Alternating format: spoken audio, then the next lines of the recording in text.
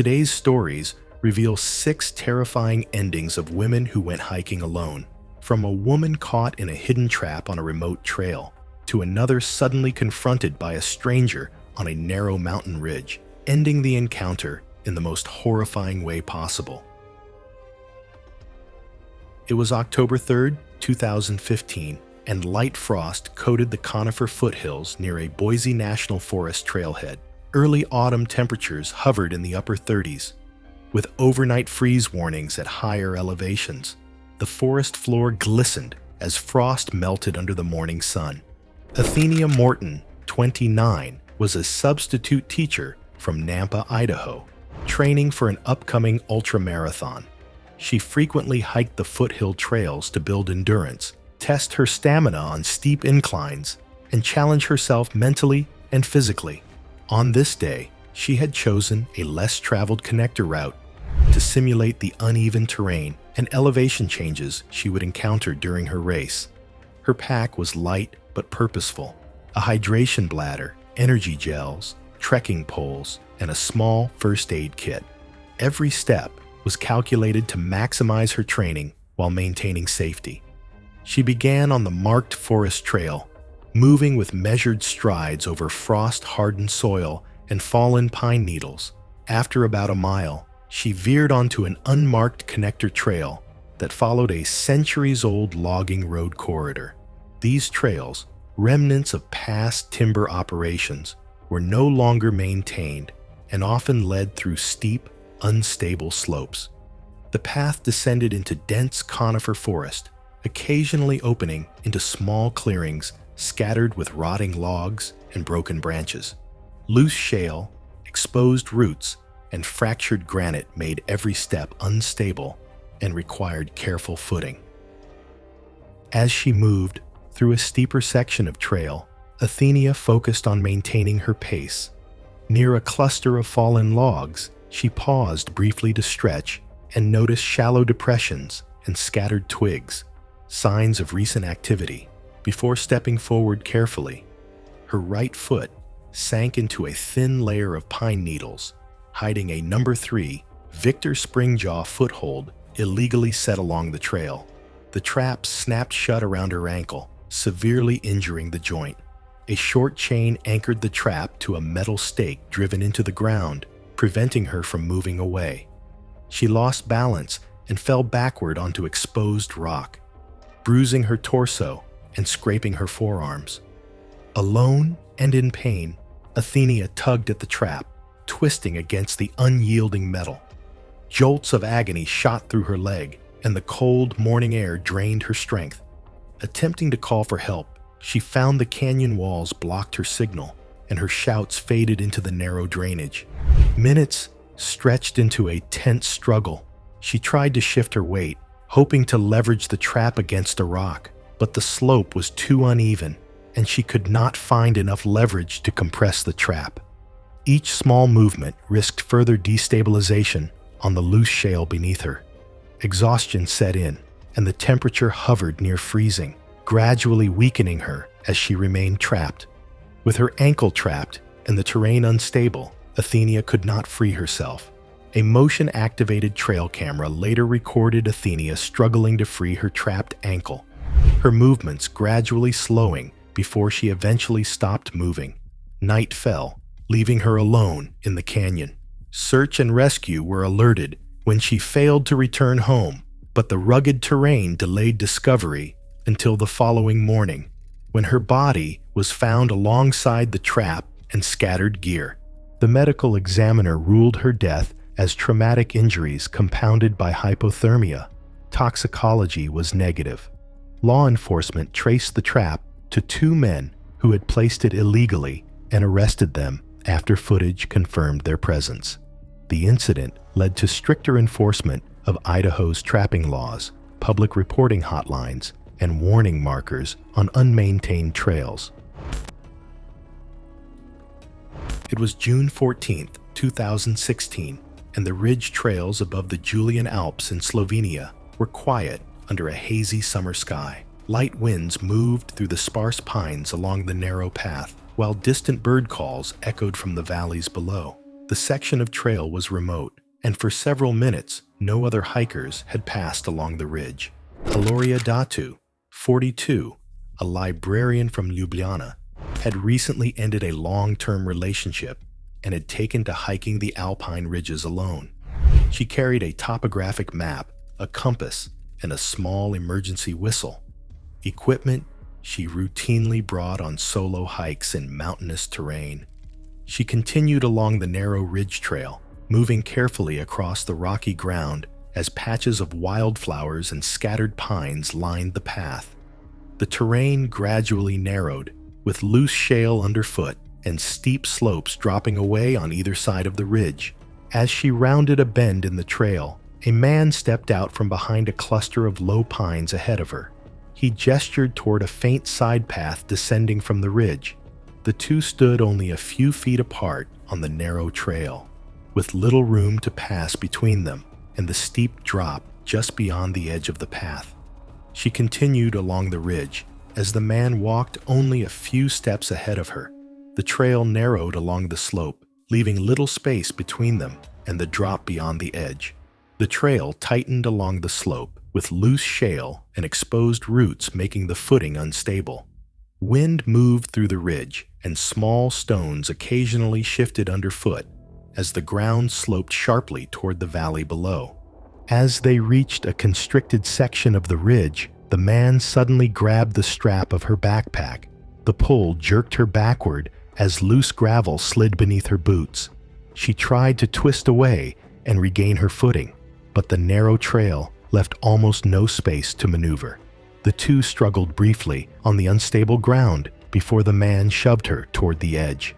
Aloria fell roughly 150 feet down the steep slope, striking rocks and tree roots before coming to rest among the talus below. Her camera slipped from her hands during the fall and was later recovered among the rocks during the search. Signs of the struggle remained along the ridge: scuffed soil, broken branches, and scattered personal items near the cliff edge. Hikers passing later noticed part of a torn camera strap and small bloodstains near the trail and alerted authorities. Search teams combed the ridge and lower slopes, eventually locating Aloria's body at the base of the slope alongside her belongings. The regional medical examiner determined her death was caused by blunt force trauma sustained during the fall. Toxicology testing confirmed no alcohol or drugs were involved. Investigators later identified the man through witness reports and trailhead parking cameras in the area. Forensic evidence at the scene, including footprints, torn fabric, and blood traces, linked him directly to the assault. He was arrested and later convicted of murder. A regional court sentenced him to 18 years in prison. It was September 10th, 2016, and a trailhead near a high-elevation lake in the Rocky Mountains sat under crisp, late-afternoon air. Dense lodgepole pine and scattered aspen showing early autumn color surrounded the quiet mountain trail. Julie Fiel, 34, lived in Colorado and was preparing for certification as a wilderness first responder. She worked part-time as a medical transport driver and often trained outdoors to prepare for emergency response in remote terrain.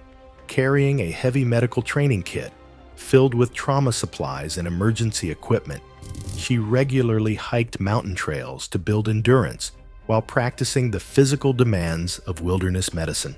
Her goal was to eventually work in mountain rescue or helicopter evacuation teams, where responders might need to treat injured patients far from hospitals. Training emphasized stabilizing injuries, managing environmental exposure, and making critical decisions when evacuation could take hours. That afternoon, Julie began hiking a loop trail alone through the forest, planning to complete the route before sunset.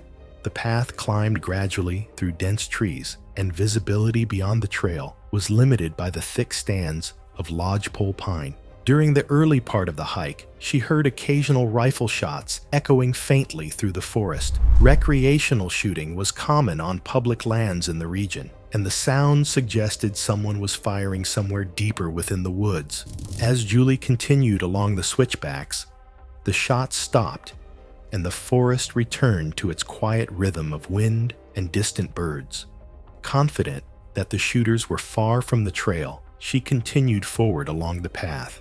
Farther ahead, a small clearing opened among the trees where several men had been firing rifles at a steel plate target positioned against a fallen log. The target had been placed without a proper backstop behind it, leaving a clear corridor through the forest beyond the shooting area. At some point during the shooting, one of the rounds struck the steel target and fragmented on impact. A piece of metal ricocheted away from the target and continued through the trees.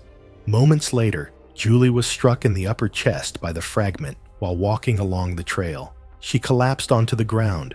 Other hikers passing through the area later found her lying on the trail and called emergency services. Rescue crews arrived by helicopter, but Julie could not be revived. Investigators later located the shooting site deeper in the forest. They recovered cartridge casings, examined the steel target, and documented the surrounding terrain. The placement of the target allowed bullet fragments and missed shots to travel beyond the shooting area toward the direction of the trail. Evidence at the site, including the recovered fragment and ballistic analysis, linked the shot to a rifle used by one of the men who had been shooting that afternoon. The medical examiner determined that Julie died from a gunshot wound to the chest. Toxicology testing found no alcohol or drugs in her system because the fatal injury resulted from another person's actions. The death was legally classified as homicide, though the shooting itself had not been intentional. Following the investigation, land managers introduced new restrictions prohibiting recreational shooting near established hiking trails. Updated maps and warning signs were installed at trailheads to better separate shooting areas from heavily used recreation routes in the surrounding forest. It was May 12, 2018, and the Angels Rest Trail in the Columbia River Gorge, Oregon, lay beneath cool, overcast skies with low fog drifting through the valley. The trail climbed through Douglas fir and oak woodland before reaching exposed basalt ledges high above the Columbia River. The overlook was a popular destination, and hikers moved steadily along the trail that morning. Avril Sevilla, 27, worked as a barista in Portland and spent many weekends hiking the trails of the gorge. She often carried watercolor paints, sketch pads, and a small folding easel, using scenic overlooks as places to paint the surrounding landscape. For several years, she had practiced plein air painting, regularly stopping during hikes to sketch cliffs, river valleys, and changing light across the mountains. She began hiking mid-morning, passing groups of hikers and several people walking dogs along the trail. The route followed an old road grade before climbing a series of switchbacks toward the ridge. Higher on the mountain, the trail narrowed where exposed basalt shelves formed natural viewpoints above the river. Warning signs marked sections where the drop-offs ranged from 200 to 400 feet, though the viewpoints themselves had no railings or physical barriers. By early afternoon, April reached a narrow ledge, slightly separated from the main trail that offered a clear view of the valley below. She set down her pack, unfolded her small easel, and began painting the river and cliffs, while hikers continued along the path behind her. Not long afterward, two medium-sized dogs appeared along the ridge from a nearby section of trail. They ran freely ahead of their owner, moving quickly across the rocky ground. A man in a red jacket followed roughly 50 yards behind them, walking in the same direction along the trail. The dogs were not restrained by leashes despite posted trail rules requiring dogs to remain under control, particularly near exposed cliff edges. As the animals approached the overlook, they moved toward April from her left side. Startled by the sudden movement, she stepped backward away from them. Her right foot landed on loose gravel, near the edge of the basalt shelf. The rock surface contained scattered debris and small stones that reduced traction along the ledge. She attempted to steady herself by reaching toward a nearby sapling while dropping the paintbrush she had been holding. Her footing slipped again as the gravel shifted beneath her boots. April tried to lower herself to the ground to stop the backward slide, but a section of loose basalt fractured beneath her weight. She fell roughly 240 feet down the steep talus slope below the overlook before coming to rest among rocks and timber. Hikers nearby immediately called emergency services. Some attempted to descend partway down the slope, but the unstable terrain prevented them from reaching her safely. The dog owner called the animals back and left the area shortly after the incident. Search and rescue teams arrived later that afternoon and located April's body at the base of the slope. Her camera and painting equipment were recovered among the rocks during the search. Investigators documented disturbed gravel and skid marks near the cliff edge, consistent with a sudden backward fall.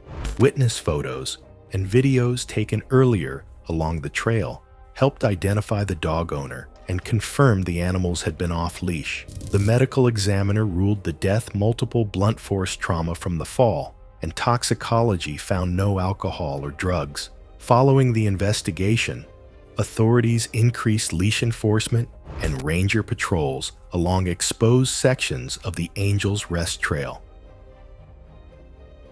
It was March 17th, 2013, and the coastal cliffs of Mendocino Headland State Park in California were lit by clear morning sunlight after a week of Pacific storms. Large ocean swells rolled steadily against the sandstone shoreline below, sending white spray into the air as waves struck the base of the cliffs. The coastal trails overlooking the Pacific were quiet that morning, with scattered visitors moving along the bluff paths that traced the edge of the headlands. Felia Pascual, 34, owned a small floral design studio that specialized in arrangements using native coastal plants. She often visited coastal headlands to study local vegetation and observe how plants adapted to the harsh ocean environment.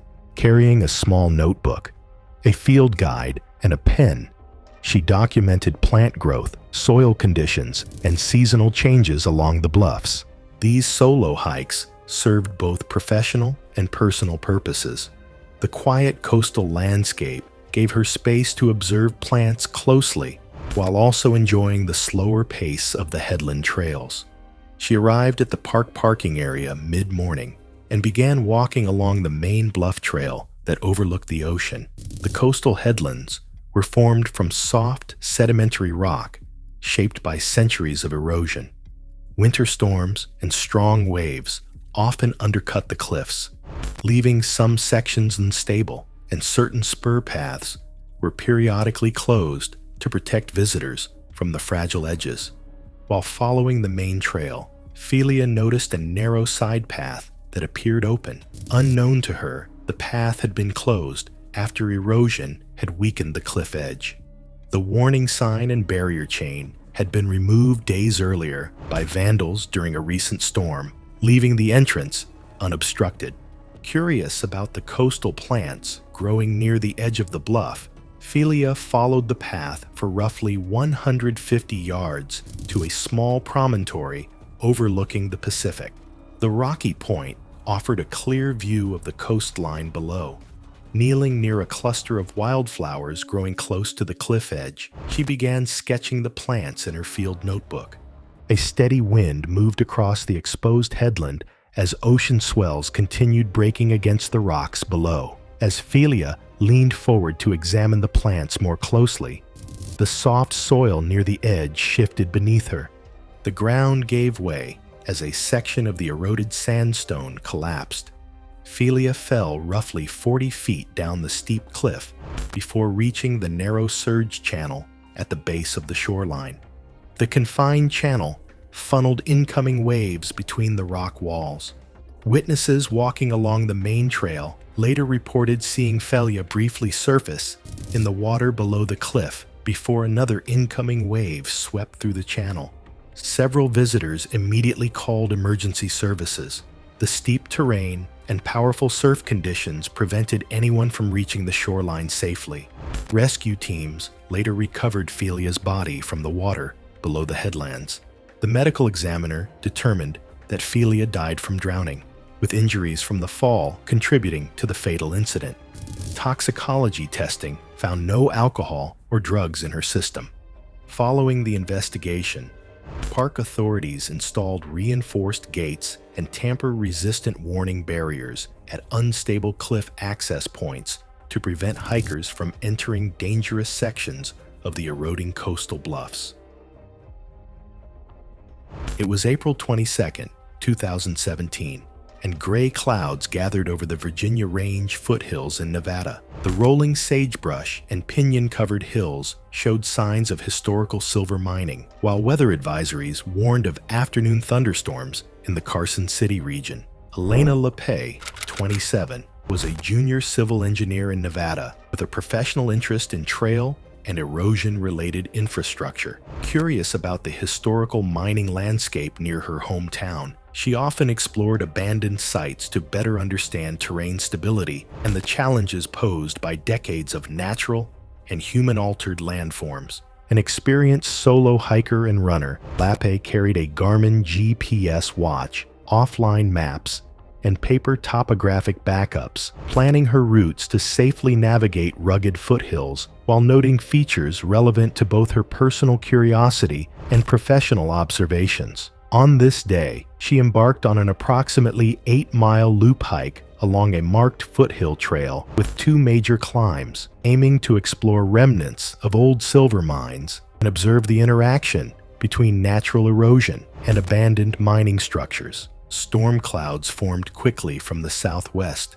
with lightning visible over lower valley areas. To shorten her route, LePay left the marked trail and crossed a broad section of decomposed granite terrain toward the next saddle, where the surface appeared stable but was composed of crusted soil and volcanic rock fragments common in the region. While crossing what appeared to be stable ground, the surface layer collapsed beneath her weight over an abandoned vertical mining shaft. The opening, approximately 4 feet wide, had been concealed for decades by accumulated soil, dust, and vegetation that formed a deceptively solid-looking crust. LePay fell roughly 40 feet into the shaft, striking the sides of the shaft before landing on loose mining debris at the bottom. The impact caused fractures to her ribs, left arm, and pelvis. Broken timber and rock fragments pinned her left arm against her chest, limiting natural breathing movement. She remained conscious for several minutes after the fall and attempted to call for help, but strong winds and distance from maintained trails prevented her voice from carrying to other hikers. Her GPS watch recorded a sudden altitude change, followed by a complete stop in movement. Evidence later showed that sections of the shaft wall had collapsed, sending additional soil and rock into the confined space and further restricting her movement. LePay gradually lost consciousness as her injuries worsened inside the shaft. The temperature there was noticeably cooler than the surface, increasing the risk of hypothermia during the prolonged entrapment. Search operations began after LePay missed a scheduled work meeting and failed to respond to messages. Rescue teams used her last recorded GPS coordinates to narrow the search area, and a drone equipped with thermal imaging later detected a heat anomaly within the collapsed shaft. She had died several hours earlier. The county coroner determined the cause of death was multiple blunt force trauma, with severe chest injury leading to respiratory failure, rib fractures, internal bleeding, and debris compression restricted breathing, while overnight cooling inside the shaft contributed to hypothermia. Following the incident, federal land management authorities surveyed the surrounding area and found additional unmapped mining shafts, installing warning signs and protective fencing. A digital database of historical mining locations was later supported by LePay's workplace, and her family established a scholarship fund for women pursuing engineering education in Nevada. Thanks for watching. If you like these stories, click here.